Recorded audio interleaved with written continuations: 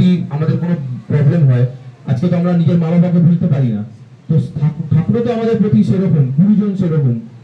তো সেই জায়গায় আমি যদি নিজের গুরুকেই ভুলে যাই, এবার কোনো কর্মের মাধ্যমে যদি আমরা ইষ্টভূতি বন্ধ করে দিই, তাহলে নিজের গুরুকেই বুঝতে পারলাম না, অন্য ঠাকুরকে তো বুঝতে কি বুঝবো। আমি তো বললাম যে না, আমি শিবের মাথায় গিয়ে একটু জল ঢেলে আসি, তো নিজের গুরুকেই আগে আমি ঠিকভাবে পালন করতে পারলাম না, গুরুর কথা মেনে চলতে পারলাম না।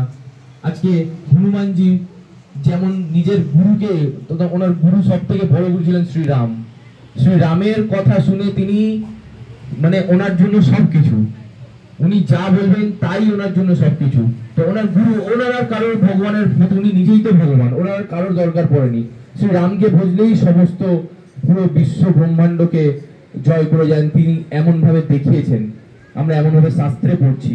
তো তিনি যখন বলছেন যে একজন গুরুকে ধরে, তো গুরুর আরাধনা করে যদি সব পাওয়া যায়, তাহলে আমরা তো মানুষ, আমরা কেন পারবো না?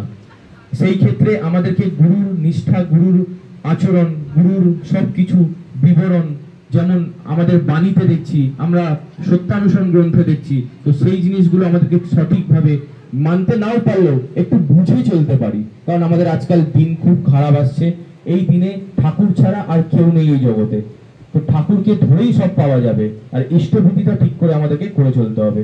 জয় গুরু।